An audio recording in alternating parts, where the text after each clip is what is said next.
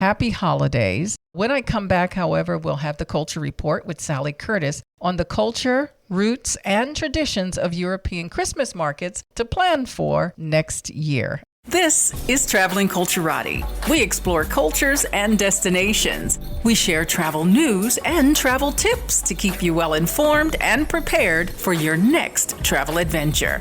So go ahead and up your travel game with Traveling Culturati. Visit travelingculturati.com for more information. Welcome back to the Traveling Culturati. I'm your host and travel pro, Javon Harley. The website, travelingculturati.com. Go ahead and follow us on social media, and don't forget to join that travel club. We have some fantastic destinations coming up in 2026. And guess what? We're already planning for 2027. Yes, time is flying. But coming up in 26, we're going to South Africa, to Ghana, to France, all of the drinking towns, Bordeaux, Cognac, Champagne, all of those places. Also going to Portugal.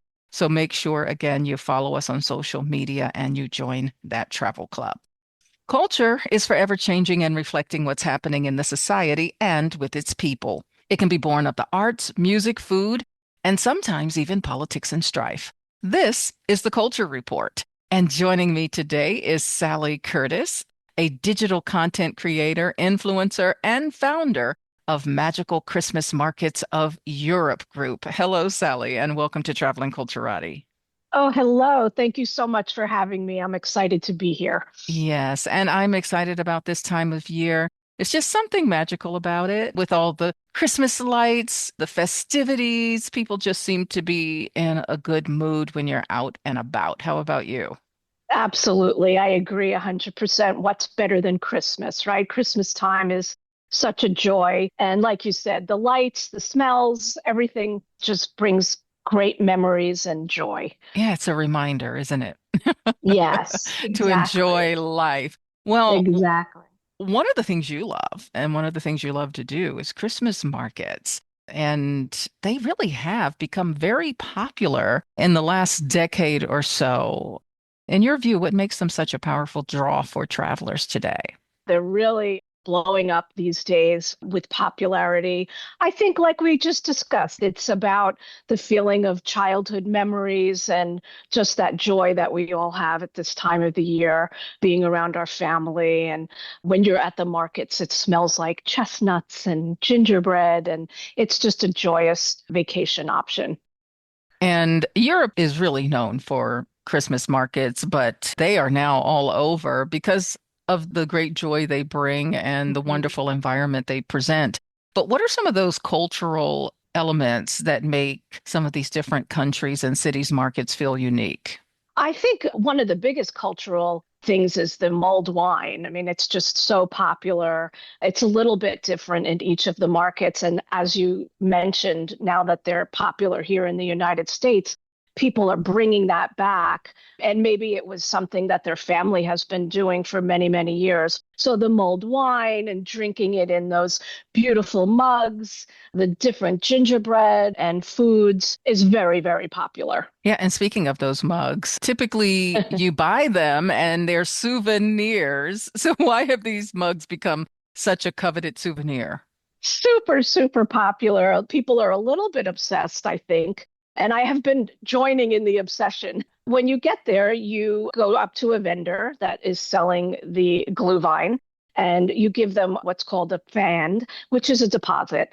And if you want the mug, you can keep the mug. And if you want, you can return it and get your deposit back. But most people do keep them. Each market has a different picture or theme. Sometimes they look like little booties, sometimes they look like nutcrackers. And they're really adorable and they have the current year on them. So they become an item that you can collect. And people display them at home at Christmas and they just love them. And they're really cute. They are. I've been, I'll say victim to collecting some of those mugs a couple of times. And then the next year you're like, why am I cupboard so full? But yeah. Absolutely. And I it's usually usually think cold outside. So, it's a nice warm beverage to walk around with.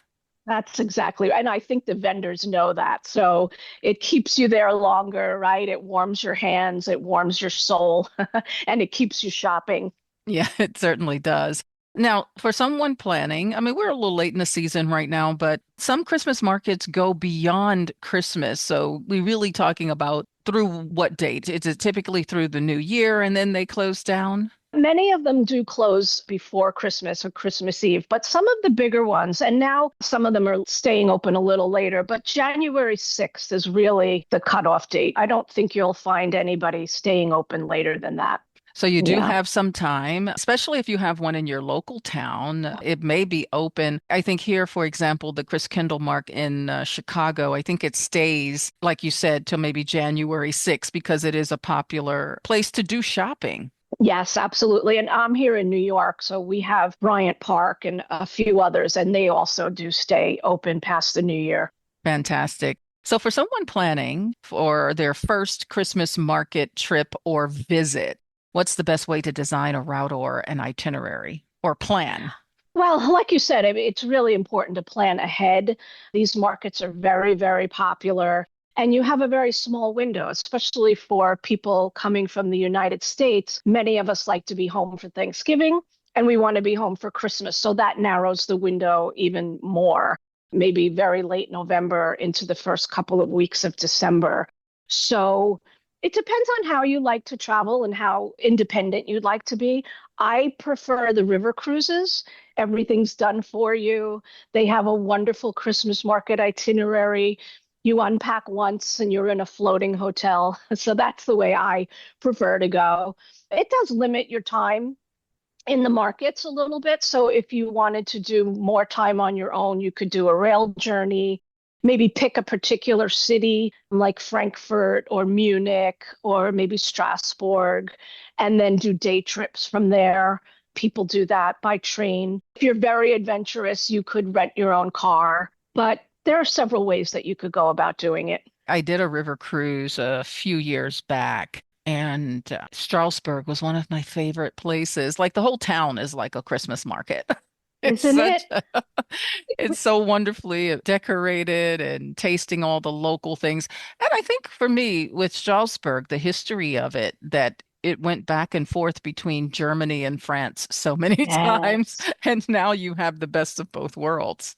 Absolutely. That whole area, that Alsace area is amazing. And everyone speaks German and French and dialects of Swiss and English. It's just amazing. It's a wonderful area to visit with incredible history. You're right. It really is. So we've named a few, but what would you say are the best countries or cities to visit in Europe for very authentic or rich Christmas market experience? That's a great question. And there's so many. I mean, the bigger cities that you know of, Vienna is very popular and has hundreds of markets that are authentic and lovely, but very crowded. Prague and Budapest are others that have wonderful markets all through Austria. Salzburg is another big one. But I think some of the smaller ones are a little bit more charming and not as overcrowded. There's a town in Regensburg called Thurn in Taxis, and it has a beautiful, beautiful market. It's usually a favorite among people who visit. Dresden is another German town which has the very first Christmas market ever. It's the oldest one, and it's been operating since 1434. So we're coming up on 600 years. So just Wow. to stand there in that history and those traditions that have been going on year after year is really a joy. The Alsace region, again, they have the smaller little Beauty and the Beast towns of Requier and Rudesheim. I recommend going to those smaller ones for a more authentic feel. It's not as crowded either when you go to some of Right. the smaller towns. So, yes, Correct. folks, this is really a great segment to take some notes to and maybe plan for next year if you want to maybe test out a Christmas market in your town and get an idea and then travel next season for a Christmas market. But with the markets, and we named a few of the towns and cities and countries to go to, but they specialize in certain foods or crafts. I spoke about Strasbourg, and I think it was that pork shank they said to Yes. get. That was absolutely amazing. Are there specific regional treats or traditions that travelers shouldn't miss? For the Christmas markets, chimney cakes are fantastic. They're very popular in Prague, and they cook them over this open fire, and they're beautiful, and it makes the market smell delicious. Obviously, gingerbread is big. And then you can bring those home too, the gingerbread that they make. So that's something that you could bring home as a gift. Langos, it's a Hungarian fried dough, and it can be savory or sweet. So that's a fantastic thing to seek out. So, how can we follow you for more magical Christmas markets of Europe Oh, ideas and tips and trips? well, you can join our group, which is called Magical Christmas Markets of Europe, and it is a very active group. You'll find incredible information in there. Everyone is so kind. And I always say it's always Christmas in there. So it doesn't matter what time of the year it is. Sometimes you turn on the TV and you see all the nonsense going on, and you just say, you know what? I'm going in the group. It's Christmas in there. I'm going to plan for next year. And you'll find like minded people with wonderful tips. And it's just a great place to spend time. Absolutely, it is. One thing I've been doing this season is every night at the end of my day, I watch a Christmas movie, and I have been having so much fun. They're kitschy, they're corny, but they're filled with joy and they make you laugh and they leave me in a good spirit. Is there one thing you're doing this year to get you and to keep you in the Christmas mood? I do exactly what you do. And so the day after Thanksgiving, I watch Love Actually and The Holiday every single day until the end of the month. And my husband wants to jump out the window. Yeah. Well, I have two that I watch every year, which is Elf, and the Mhm. other one is This Christmas. And this year I have added Candy Cane Lane, which is hilarious, and I absolutely Hilarious. love it. So fun and funny. I watch that too. Yeah, And then the Hallmark Channel has holiday movies on all day, every day. So if you can't find something, you can always put that on, and those are adorable as well. they certainly are. Well, Sally, thank you so much for joining me today, and happy holidays to you and yours. Happy, happy holidays, and thank you so much for having me. Ladies and gentlemen, this is Traveling Culturati. We explore cultures and destinations. We share travel news and travel tips to keep you well informed and prepared for your next travel adventure. So go ahead and up your travel game with Traveling Culturati. Visit travelingculturati.com for more information. Ladies